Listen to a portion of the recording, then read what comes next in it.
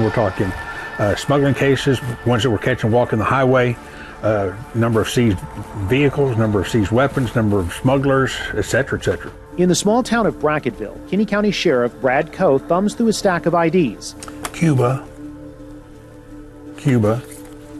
Nicaragua. Coe says these IDs are left behind by the increasing number of immigrants illegally crossing the border and moving through the county. I think we're going to see a huge influx within the next 6 months.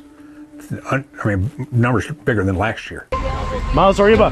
When the number of apprehensions along the border began spiking, rural counties became overwhelmed with smugglers, a problem exacerbated by a divided Congress that is still debating a solution. Meanwhile, Coe says his 6th deputy department needed help keeping up with everything from daily chases to an increase in burglaries. They'll come through, go into the house looking for food, water, for a place to sleep, and then they gather up what they can. Coe's call for help is why you're seeing 2 elected constables and a sheriff's sergeant from Galveston County helping Kinney County deputies arrest 10 people crammed into the back of this SUV along with a pair of suspected smugglers. The entire group is eventually handed off to Border Patrol. These men even go back to make fence repairs after smugglers create paths through the brush to the main roads. How many trips have you made here now? I'm on my 9th trip down. This is my 3rd time down here. Galveston County has already spent more than $500,000 in American Rescue Plan funds to send resources to the border and was awarded another $2 million in state funds to continue the effort. The volume of people coming across the borders, breaking into these homes, going onto these properties, doing the damage they are. Again, the need is there and it's great. We don't walk outside alone anymore from the house to the gate and back. Cattle ranchers Bill and Carolyn Connolly say the extra help is welcome. We've had few items stolen out of properties here. We have to lock our doors, we have to lock our vehicles. We've added lighting. The couple, who lives on thousands of acres of land, volunteered to give out-of-town law enforcement a place to stay. We have a visual presence of law enforcement coming and going in ways that we've never had before. But Kinney County is just a symptom of a larger problem.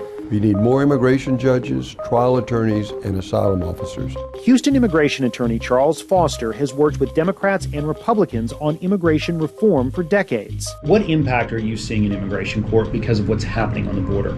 We've taken a bad situation and it's getting worse daily. The rising number of apprehensions on our border is only adding to a backlog in immigration court, which has now hit nearly 1.6 million cases, according to the Transactional Records Access Clearinghouse. And track data shows it can take longer than 3 years for a decision in many of these cases. It will encourage more people to come to our broken system. The University of Houston's Geronimo Cortina says conditions in areas like Central America continue to deteriorate, driving more people to the U.S. where there are jobs and the chances of staying in the country for years because of a backlogged system. He warns if Congress does not get a handle on this problem, it will only get worse. This creates an endless chain of cases that are just going to be accumulated.